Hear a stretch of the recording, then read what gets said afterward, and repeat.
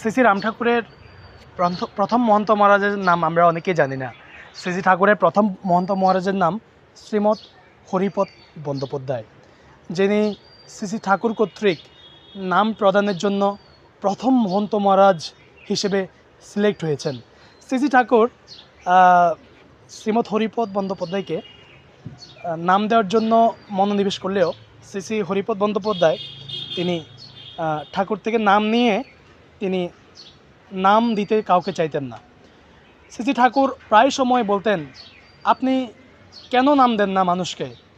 উনি জবাবে উনি হেসে ঠাকুরকে বিভিন্ন কথা বলে বুঝিয়ে যেতেন যে উনি নাম দিবেন না, বা পরে দিবেন, বা আসো বিষয়, বা আস্তে ধীরে দিবেন, এরকম বিভিন্ন ভুগিচুগি কথা বলে ঠাকুর থেকে নাম নেওয়ার ব্যাপারে উনি মস্করা করে ছুটি নিয়ে নিতেন। তো ঠাকুর সেটা বুঝতে পেরেছিলেন যে শ্রী শ্রী হরিপদ বন্দ্যোপাধ্যায় তিনি নাম দিতে অনিচ্ছুক, কাউকে নাম দিয়ে তিনি চাচ্ছেন যে কাউকে নাম দিয়ে ঠাকুর থেকে না সরতে বা আসো বিষয়। তো শ্রী শ্রী ঠাকুরটা বুঝতে পেরেছিলেন যে শ্রী শ্রী হরিপদ বন্দ্যোপাধ্যায় কাউকে নাম দিবেন না। এটি শ্রী শ্রী ঠাকুর বুঝতে পেরে উনি কী করেছে, একটি মজার খেলা খেলেছে। সেটি হলো যে শ্রী ঠাকুর ফেনীতে একটা অনুষ্ঠানে একটি ধর্মীয় উৎসবে এসে হরিপদ বন্দ্যোপাধ্যায়জিকে ঠাকুর চিঠি লিখেছিলেন যে অমুক তারিখে ফেনীতে একটি উৎসব আছে, আপনাকে সে উৎসবে এসে আমার দীক্ষা বা আমার শ্রী শ্রী নাম ঠাকুর সব মানুষকে দিতে হবে। শ্রী শ্রী ঠাকুরের প্রথম মহন্ত মহারাজ শ্রী হরিপদ বন্দ্যোপাধ্যায় তিনি অতিশয় চালাক মানুষ। তিনি বুঝে ফেলেছিলেন শ্রী শ্রী ঠাকুর এই অনুষ্ঠানে ওনাকে দিয়ে ভক্তবৃন্দকে নাম প্রদান করবেন। তো যথাবিহিত ঠাকুরের চিঠি অনুযায়ী উৎসবের দিন চলে এসেছে, কিন্তু উৎসবের দিন চলে আসলেও শ্রী শ্রী হরিপদ বন্দ্যোপাধ্যায় দেখা নেই। উনি কোথায়? উনি কিন্তু ফেনীতেও এসেছেন, কিন্তু উৎসবে আর যেতে পারছেন না। তো শ্রী শ্রী ঠাকুর খবর নিলেন যে কী ব্যাপার, হরিপদ বন্দ্যোপাধ্যায়কে আমি বললাম তুমি আজকে নাম দিবা, তোমাকে আমি প্রথম মহন্ত মহারাজ হিসেবে সিলেক্ট করছি, তুমি আজকে নাম দিবা, তুমি বিভিন্ন সময় নাম দাও না, প্রায় সময় আমি তোমাকে অমুক অমুক জায়গায় বলছি নাম দিতে, তুমি দাও না, কাহিনিটা কি? এটা জানার জন্য ঠাকুর শ্রী শ্রী হরিপদ বন্দ্যোপাধ্যায় যে বাসায় উঠেছিলেন সে বাসায় এসেছে, কিন্তু ঠাকুর দেখলো শ্রী শ্রী হরিপদ বন্দ্যোপাধ্যায় অত্যাধিক জ্বরে আক্রান্ত, এবং কি এমন জ্বরে আক্রান্ত যে তিনি নাম কি দিবেন নিজের নামই মুখে আসতেছে না, এরকম জ্বরে উনি আক্রান্ত। ঠাকুর বুঝতে পেরেছিলেন হরিপদ বন্দ্যোপাধ্যায়ের যাওয়ার সময় হয়ে গেছিল।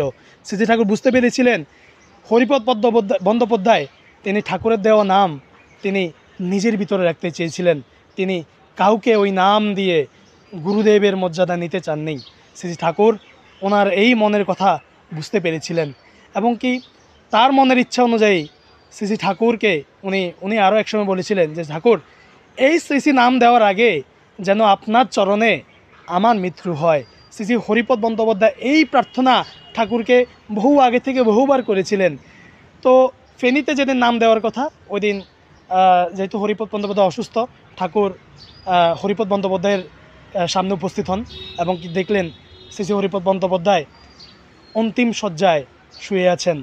তো ঠাকুর বুঝতে পেরেছিলেন হরিপদ বন্দ্যোপাধ্যায় যে বলেছিলেন যে নাম দেওয়ার আগে যাতে ওনার শ্রী ঠাকুরের চরণে ওনার যাতে দেহত্যাগ হয়। ঠাকুর বুঝতে পেরেছিলেন যে ওনার অন্তিম সময় উপস্থিত। শ্রী ঠাকুর তার শ্রী ঠাকুরের শ্রীপদ হরিপদ বন্দ্যোপাধ্যায়ের কপালে স্পর্শ করেছিলেন। হরিপদ বন্দ্যোপাধ্যায় শ্রী ঠাকুরের চরণ ধুলি পেয়ে সাথে সাথে অন্তিম লীলায় বিলীন হয়ে যান এবং কি দেহত্যাগ করে শ্রী ঠাকুরের শ্রীচরণে তিনি আজীবনের জন্য সেবক হয়ে যান।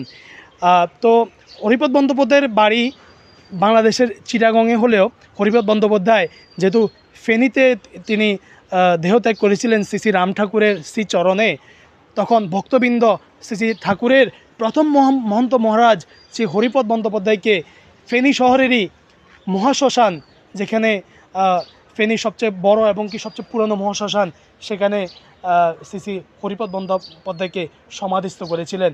এটি হলো যে শ্রী হরিপদ বন্দ্যোপাধ্যায় মহন্ত মহারাজ, যিনি রাম ঠাকুর শ্রী সত্যনারায়ণের প্রথম মহন্ত মহারাজ, ওনার স্ত্রী সমাধি, যেটি ঠাকুর উপস্থিত থেকে এই সমাধি এই সমাধি, এই হরিপদ বন্দ্যোপাধ্যায়ের সমাধি ঠাকুর উপস্থিত থেকে দিয়েছিলেন।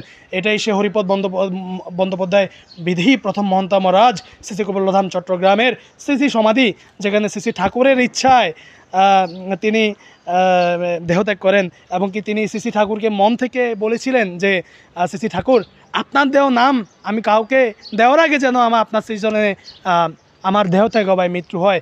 শ্রী ঠাকুর মহন্ত মহারাজের সেই মনের ইচ্ছা পূর্ণ করেছেন ফেনীতে, পুণ্যভূমি ফেনীতে, যেখানে শ্রী ঠাকুর অনেক অনেক লীলা করেছিলেন। ভক্তবৃন্দ, আপনাদেরকে এই ঠাকুরের এই লীলাটি আমি শোনালাম।